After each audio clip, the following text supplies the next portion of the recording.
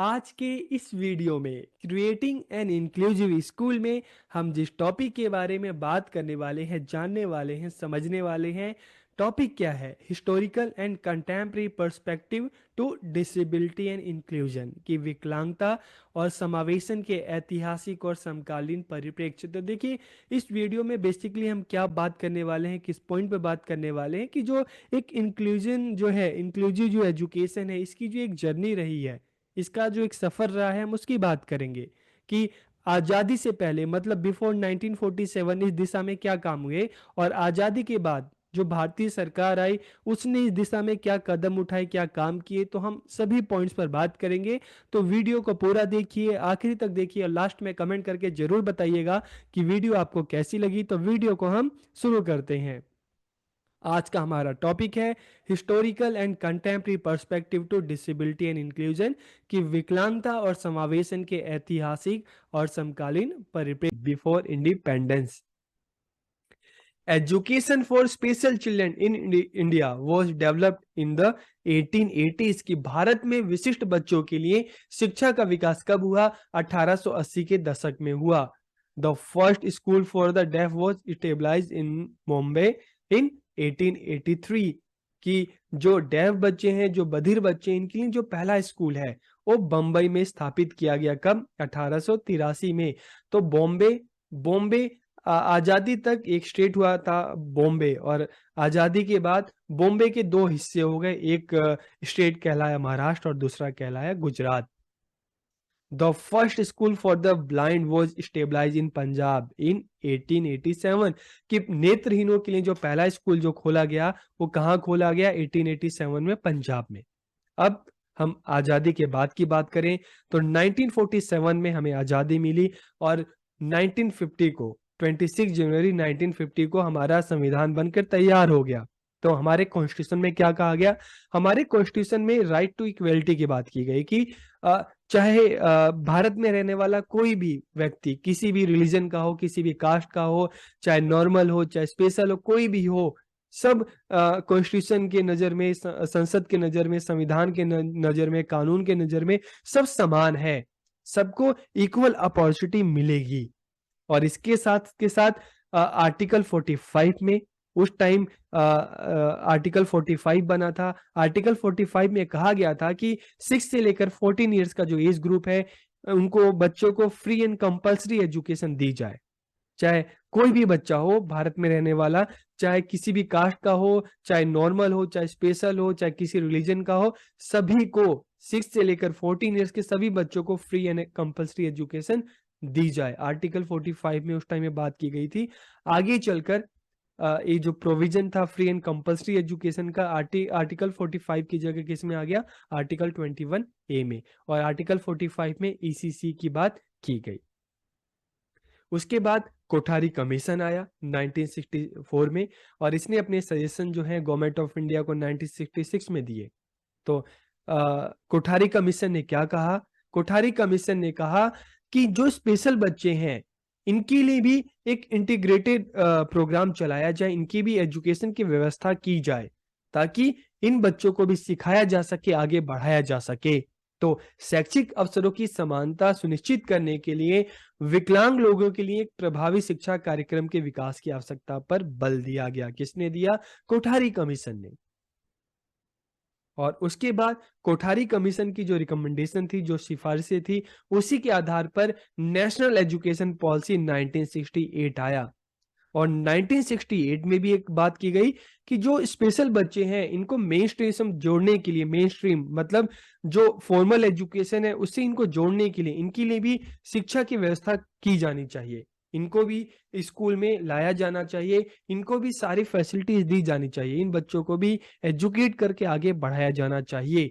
So educational facilities for the physically and mentally handicapped children should be expanded and attempts should be made to develop integrated program enabling the handicapped children to study in mainstream school कि जो विकलांग बच्चे हैं उनके लिए शैक्षिक सुविधाओं का विस्तार किया जाना चाहिए और इनको मेन स्ट्रीम जो मुख्य धारा के स्कूल हैं, जो फॉर्मल एजुकेशन है उससे जोड़ा जाए, इनको आगे बढ़ाया जाए। यही बात 1968 की पॉलिसी में की गई। और इसके बाद जो प्रोग्राम आया integrated education for disable children की 1974 में एक प्रोग्राम आया जिसको शॉर्ट में कहते हैं IEDC, integrated education for disable children.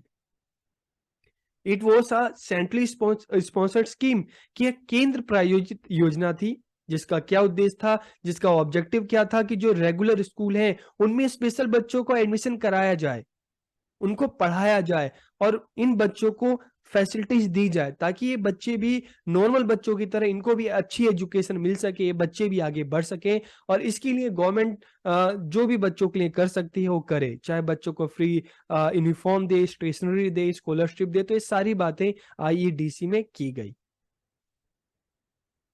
This scheme provides facilities in the form of books, stationery, uniform और जो भी ट्रांसपोर्ट के जो अलायंसेस थे, इन सभी की बात इसमें की गई कि जो स्पेशल बच्चे इनके लिए बुक दी जाए, स्टेशनरी दी जाए, यूनिफॉर्म दी जाए और जो भी इनका आने जाने का ट्रांसपोर्ट का पैसा लगता है वो भी इनको दिया जाए। तो ये जो स्कीम थी काफी हद तक स्पेशल जो बच्चे हैं इनकी एजुकेशन को लेकर जो अवेयरनेस फैलाने में काफी हद तक ये स्कीम जो है सक्सेसफुल रही थी। CWSN, children with special need. उसके बाद अगर हम बात करें नेशनल पॉलिसी ऑन एजुकेशन 1986 की, तो 1986 की पॉलिसी में क्या कहा गया? इस पॉलिसी में कहा गया कि जो कम विकलांग बच्चे हैं, मतलब जो बच्चे जो हैं ज्यादा विकलांग नहीं है, ठीक है, जिनमें माइनॉरिटी इस तरह की जो प्रॉब्लम है, उन बच्चों को तो रेगुलर स्कूल में भेजा जाए, नॉर्मल स्कूल में भेजा जाए। लेकिन जो बच्चे ज्यादा विकलांग हैं उन बच्चों के लिए स्पेशल स्कूल होने चाहिए, उन बच्चों को स्पेशल स्कूल में उनका एडमिशन कराया जाए, ऐसे बच्चों के लिए स्पेशल स्कूल बनाया जाए। तो मतलब क्या है, इसमें क्या कहा गया कि जो नॉर्मल बच्चे हैं उनके लिए नॉर्मल स्कूल होना चाहिए और जो स्पेशल बच्चे हैं उनके लिए स्पेशल स्कूल होना चाहिए। ये बात 1986 की पॉलिसी में कही गई। उसके बाद PIED 1987 एक प्रोग्राम आया, project integrated education for disabled 1987। इस प्रोग्राम में क्या कहा गया? इन the year 1987 PIED to encourage the school in the neighborhood to enroll the children with disability, कि इसमें क्या कहा गया कि विकलांग बच्चों के नामांकन के लिए जो आसपास के विद्यालय को प्रोत्साहित किया जाए।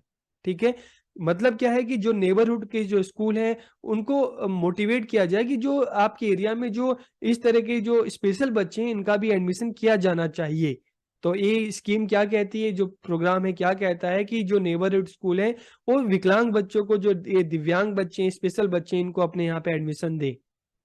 This was a joint effort of education ministry with NCERT and UNICEF, की ये एक जॉइंट प्रोग्राम था, जॉइंट एफर्ट था किसका किसका, जो MHRD है, एजुकेशन मिनिस्ट्री, NCERT और यूनिसेफ का। फिर प्रोग्राम ऑफ एक्शन 1986 की जो पॉलिसी थी उसको रिव्यू करने के लिए प्रोग्राम ऑफ एक्शन 1992 में आया। इसमें क्या कहा गया? The program of action in the year 1992 stated that the children disability who can be integrated in the regular school must get education there, and the children who are facing problem in integrating in the regular school must send to special school। कि इसमें क्या कहा गया कि वे बच्चे विकलांग जिन्हें नियमित स्कूल में एकीकृत किया जा सकता है तो उनको तो नॉर्मल स्कूल में एडमिशन दिया जाए, लेकिन जो बच्चे ज्यादा विकलांग है, जो नॉर्मल स्कूल में नहीं पढ़ सकते, उन बच्चों के लिए अलग स्कूल होने चाहिए। कि मतलब जो है, जो बच्चे विकलांग, जो कम विकलांग है, जैसे 1986 की पॉलिसी में सेम बात कि उनको नॉर्मल स्कूल में भेजा जाए, और जो बच्चे ज्यादा विकलांग हैं जिनको नॉर्मल स्कूल में भेजना पॉसिबल नहीं है उनको स्पेशल स्कूल में भेजा जाए। इसके बाद RCI एक्ट आया, रिहेबिलिटेशन काउंसिल ऑफ इंडिया, भारतीय पुनर्वास परिषद, कि जो स्पेशल बच्चे हैं उनके लिए एक स्पेशल एक काउंसिल बना दिया गया RCI। एक संसद में पास हुआ RCI एक्ट 1992 में, और 1993 से ये काम करने लगा तो RCI एक्ट आया। RCI act 1992 was passed by the parliament in 1992। यह अधिनियम निर्धारित करता है कि प्रत्येक विकलांग बच्चों को योग्य शिक्षक द्वारा पढ़ने का अधिकार है। इस एक्ट में क्या कहा गया कि जो विकलांग बच्चे हैं, जो स्पेशल बच्चे हैं, उनके लिए स्पेशल टीचर होने चाहिए। क्योंकि उनकी नीड अलग होती है, तो उनको इस हिसाब से टीचर तैयार किए जाने चाहिए। इन बच्चों के लिए अलग टीचर होने चाहिए। And this act make it mandatory for every special teacher to be registered by the council. और इस एक्ट के द्वारा ये भी कंपलसरी कर दिया गया कि जो भी स्पेशल टीचर हैं उनको आरसीआई से क्या करना पड़ेगा, अपना रजिस्ट्रेशन करवाना पड़ेगा। जब तक वो आरसीआई से रजिस्ट्रेशन नहीं करवाएंगे तब तक उन टीचर को स्पेशल टीचर नहीं कहा जाएगा, उनको लाइसेंस नहीं दिया जाएगा। इस अधिनियम ने उन शिक्षकों के लिए दंड का प्रावधान किया जो बिना लाइसेंस के विशेष आवश्यकता वाले बच्चों को पढ़ाने में लगे। कि जो टीचर ऐसे हैं जो स्पेशल जो बच्चों को पढ़ा ले लेंगे, उन्होंने रजिस्टर नहीं करवाया है आरसीआई से, तो ऐसे टीचर्स को क्या किया जाएगा, उनको पनिश किया जाएगा। This act was enforced for regulating the training of rehabilitation professionals। कि अधिनियम पुनर्वास पेशेवरों के प्रशिक्षण को विनियमित करने के लिए लागू किया गया था। तो आरसीआई एक्ट आया, तो आरसीआई में क्या क्या, रिहेबिलिटेशन काउंसिल एक ऐसी बॉडी है, एक ऐसा ऑर्गेनाइजेशन है जो स्पेशल एजुकेशन पे काम करता है। चाहे ऐसे बच्चों के लिए करिकुलम बनाना हो, चाहे कोर्स बनाने हो, चाहे इंस्टीट्यूशन को एफिलिएशन देना हो, चाहे टीचर्स को लाइसेंस देना हो, तो ये सारा जो काम है ये आरसीआई का काम है। ठीक है, तो आप भी अगर स्पेशल एजुकेशन में कुछ करना चाहते हैं तो आपको भी आरसीआई की साइट पर जाकर, यहाँ पे जाकर आप चीजों को सर्च कर सकते हैं, एक्सप्लोर कर सकते हैं। फिर हम बात करते हैं DPEP, district primary education programme 1994 में आया। तो नाम से ही पता चला डिस्ट्रिक्ट प्राइमरी एजुकेशन प्रोग्राम की मतलब डिस्ट्रिक्ट लेवल पे जो प्राइमरी एजुकेशन है उसके लिए प्रोग्राम आया। तो 1994 में प्रोग्राम लॉन्च किया गया। This program was sponsored by the central government whose main objective was to complete the goal of universalization of primary education। कि ये केंद्र सरकार द्वारा बनाया गया था और इसका जो मुख्य उद्देश्य क्या था, प्राथमिक शिक्षा के सार्वभौमिकरण का पूरा लक्ष्य पूरा करना था कि प्राइमरी एजुकेशन जो है वो सभी बच्चों को दी जाए, मतलब सभी बच्चे, भारत में रहने वाले सभी बच्चों को प्राइमरी एजुकेशन दी जाए, इसका मेन टारगेट था। और जब सभी की बात की जा रही है, सभी बच्चों की बात की जा रही है, तो नॉर्मल बच्चों के साथ साथ स्पेशल बच्चे, सभी की बात हो रही है। तो चाहे नॉर्मल बच्चे हैं चाहे स्पेशल बच्चे हैं, सभी को कम से कम प्राइमरी एजुकेशन तो दी जाए। इस कार्यक्रम द्वारा स्कूल की तैयारियों पे भी जोर दिया गया कि अगर बच्चा नहीं सीख पा रहा तो बच्चे की गलती नहीं है, स्कूल की भी गलती हो सकती है। अगर स्कूल में बच्चों को सही फैसिलिटी मिले, सही एजुकेशन मिले तो बच्चा चीजों को अचीव करेगा, लेकिन स्कूल में अगर ये चीजें नहीं होती तो बच्चा कैसे करेगा। तो यहाँ पे स्कूल को भी तैयार करने पे जोर दिया गया। to provide all children including children with disability with access to primary education। कि विकलांग बच्चों से ही सभी बच्चों को प्राथमिक शिक्षा दी जाए। और इसमें लड़कियों को सामाजिक रूप से जो पिछड़े समुदाय विकलांग बच्चे हैं, ठीक है, उन तक एजुकेशन को पहुंचाई जाए, जगह जगह प्राइमरी स्कूल खोले जाए ताकि एजुकेशन, प्राइमरी एजुकेशन है सभी तक पहुंच सके। to improve effectiveness of education through training of teachers, improvement of learning material and upgrading of infrastructure material। कि शिक्षकों के प्रशिक्षण की बात की गई, शिक्षण सामग्री में सुधार और जो भी हम इंफ्रास्ट्रक्चर की बात करते हैं उसको बेहतर बनाने का प्रयास किया गया इस प्रोग्राम के तहत। फिर हम बात करते हैं पीडब्ल्यूडी एक्ट 1995 में पीडब्ल्यूडी एक्ट आया, पर्सन विद डिसेबिलिटी एक्ट। कब पास हुआ? 1995 में। This act emphasises on the rights of the disable. कि ये अधिनियम विकलांगों के अधिकारों पर जोर देता है। यह अधिनियम सभी बच्चों को 18 वर्ष की आयु तक उपयुक्त वातावरण में निःशुल्क शिक्षा प्रदान करने की आवश्यकता पर बल देता है कि जो भी डिसेबल बच्चे हैं, जो भी स्पेशल बच्चे हैं, 18 ईयर्स की एज तक उनको फ्री एजुकेशन दी जाए। ये बात किसमें की गई? पीडब्ल्यूडी एक्ट 1995 में बात की गई। This act include transport facilities, financial incentives, vocational training, supply of books, uniform, scholarship। ठीक है, तो इस सारी की सारी चीजें और जो एग्जामिनेशन सिस्टम है वो भी बच्चों के लिए फ्लेक्सिबल बनाया जाए जो स्पेशल बच्चे हैं।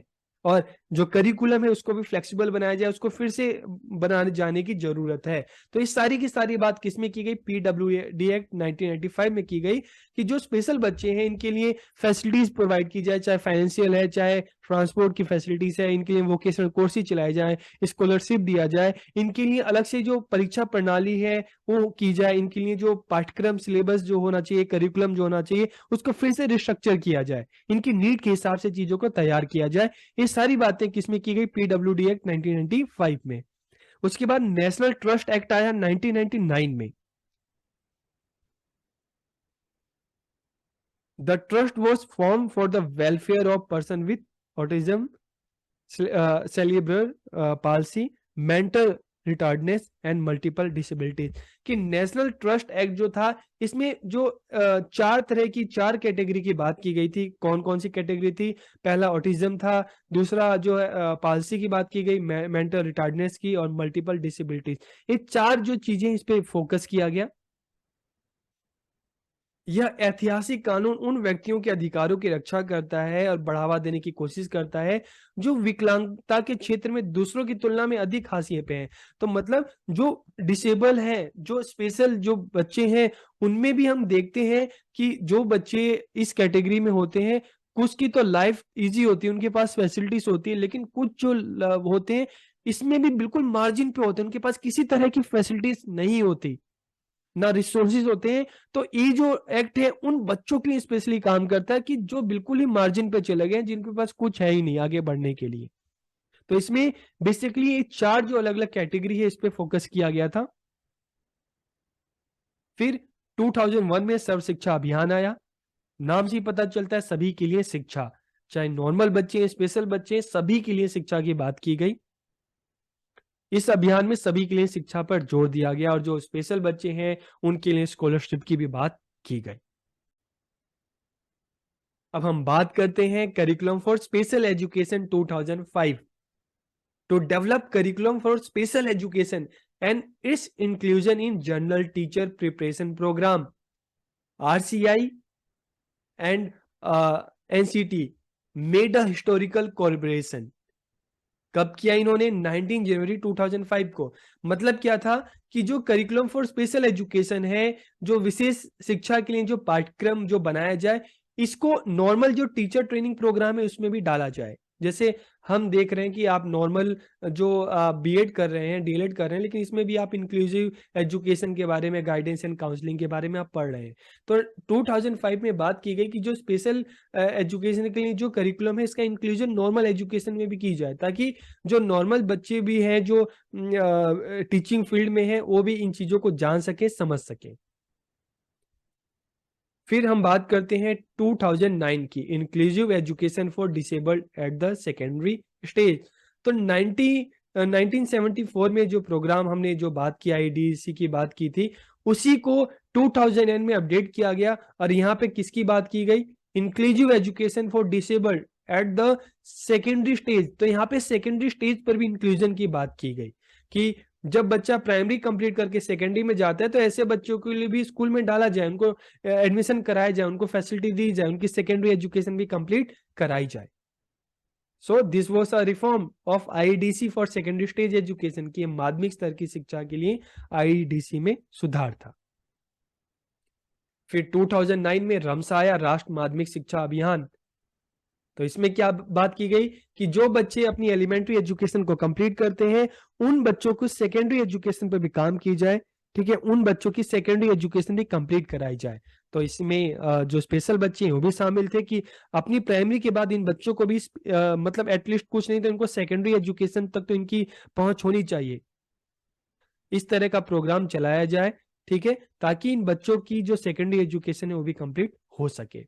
और उसके बाद जैसे आप सबको पता है राइट टू एजुकेशन एक्ट 2009 में आया और इसमें क्या कहा गया कि सभी के लिए शिक्षा एक कानून बना दिया गया कि सभी को 6 से लेकर 14 ईयर्स के जो सभी बच्चे हैं सभी को एजुकेशन मिलना उनका कानूनी हक है, संवैधानिक अधिकार भी है, कानूनी अधिकार भी बना दिया गया। फिर उसके बाद हम बात करते हैं पीडब्ल्यूडी एक्ट, इसको आप आरपीडब्ल्यूडी भी बोल सकते हो, 2016। तो हमने जो पीडब्ल्यूडी एक्ट 1995 की बात की गई, उसको ही अपडेट किया गया। तो 1995 में जो स्पेशल जो चाइल्ड थे, इनकी 7 कैटेगरी की बात की गई, तो यहाँ पे 21 कैटेगरी की बात की गई। It includes 21 condition as disable, कि इसमें विकलांगता के 21 रूप शामिल किए गए। The RPWD Act 2016 define inclusive education as an education system in which students with and without disability learn together। कि इसमें क्या कहा गया कि समावेशी शिक्षा को ऐसी शिक्षा प्रणाली के रूप में परिभाषित करता है RPWD एक्ट, जिसमें विकलांग बच्चे और जो नॉर्मल बच्चे हैं सभी एक साथ सीखते हैं। इसमें विभिन्न प्रकार के विकलांग विद्यार्थी हैं। सीखने की जरूरतों को पूरा करने के लिए शिक्षण और अधिगम प्रणाली को उपयुक्त रूप से अनुकूलित किया गया। ठीक है, in this the method of teaching and learning is suitably adapted to meet the learning needs of student with different types of disability. The RPWD Act also affirmed the provision of free education for child with disability up to the age of 18 years in an adequate condition। कि इसमें क्या कहा गया कि 18 वर्ष की जो आयु तक के जो बच्चे हैं उनको पर्याप्त सुविधाएं प्रदान की जानी चाहिए, उनको फ्री एजुकेशन दी जानी चाहिए। ये बात RPWD एक्ट 2016 में कही गई। और इसमें जो स्पेशल जो चाइल्ड हैं, जो विकलांग हैं, इनके लिए जो रिजर्वेशन है 3% से बढ़ाकर कितना कर दिया गया, 5% कर दिया गया। और क्या कहा गया, any person with at least 40% of the listed 21 disability की जो 21 अलग अलग कैटेगरी दी गई है, उनमें अलग अलग कैटेगरी में जिसकी जो विकलांगता है उसका जो बेंचमार्क है वो 40% से ऊपर होगा, तभी उसको ये सारी फैसिलिटीज मिलेंगी। मतलब जो विकलांगता है, ठीक है, एज जो होनी चाहिए 40% से ज्यादा होना चाहिए, उससे कम होगा तो उसको फैसिलिटी नहीं मिलेगी, उससे ज्यादा होगा तभी उसको विकलांग व्यक्ति के रूप में पहचाना जाएगा। उसके बाद समग्र शिक्षा अभियान आया 2018 में। तो समग्र शिक्षा अभियान क्या था, इसमें सर्व शिक्षा अभियान, राष्ट्रीय माध्यमिक शिक्षा अभियान और टीचर एजुकेशन तीनों प्रोग्राम को इंक्लूड करके एक प्रोग्राम जो बनाया गया समग्र शिक्षा अभियान। और उसके बाद NEP 2020 आया। तो NEP 2020 कस्तूरी रंजन जो कमेटी थी उसकी सिफारिशों पर राष्ट्रीय शिक्षा नीति 2020 बनी। It is a very comprehensive policy covering all levels of education, की इसमें शिक्षा के सभी स्तरों को शामिल किया गया। और जो RPWD एक्ट 2016 में बात की गई वही सेम बात NEP 2020 में भी की गई। NEP 2020 स्कूली शिक्षा के संबंध में जो RPWD के जो अधिनियम में जो की गई सिफारिशें थी, इसकी पुष्टि करता है। The policy has given highest priority to enabling regular schooling process from foundational stage to the higher education for the children with disability। कि इस नीति में जो इस तरह के स्पेशल बच्चे हैं उनकी भी शिक्षा बुनियादी स्तर से लेकर, ठीक है, और हायर लेवल तक उनको भी नियमित उनके लिए स्कूलिंग की बात की गई, रेगुलर स्कूलिंग की बात की गई। Children with moderate to severe disability will have the option of regular और स्पेशल स्कूलिंग। कि जो बच्चे स्पेशल बच्चे उनके पास ऑप्शन होगा रेगुलर स्कूल का भी, ठीक है, और जो स्पेशल स्कूल है दोनों का ही बच्चों के पास विकल्प होगा। उनके हिसाब से उनको जहां पे अच्छा लगता है वहां पे जाके वो एडमिशन ले सकते हैं। इसके अलावा अगर हम इंटरनेशनल मूवमेंट की बात करें इंक्लूसिव एजुकेशन के देखें तो 1948 में universal declaration of human rights आया। इसमें आर्टिकल 26 में बात की गई है इंक्लूसिव एजुकेशन की। उसके बाद 1966 में हम देखते हैं the international convent of economic, social and cultural rights. फिर 1982 में the world program of action concerning disable person. 1989 की बात करेंगे the convention on the rights of the child, इसमें इंक्लूसिव एजुकेशन की बात की गई, स्पेशल बच्चों की राइट्स की बात की गई। और इसके बाद 1990 में Jomtien world conference on education जो हुई। उसके बाद 3 की अगर बात करेंगे, standard rules on the equalization of opportunity for person with disability, और 1994 में the Salamanca statement and framework for action on special need education, 2000 में द वर्ल्ड एजुकेशन फोरम आया, और 2006 में the UN convention on the rights of the person with disability. तो international level पे इस तरह के जो मूवमेंट हुए, इस तरह के अलग अलग प्रोग्राम आए स्पेशल बच्चों के लिए इंक्लूसिव एजुकेशन को लेकर। तो आज के इस वीडियो में हमने जो इंक्लूसिव एजुकेशन है उसकी एक जर्नी के बारे में जाना, उसके ऐतिहासिक सफर के बारे में जाना। तो आपको ये वीडियो कैसा लगा कमेंट करके जरूर बताइए। आप सबका बहुत बहुत धन्यवाद।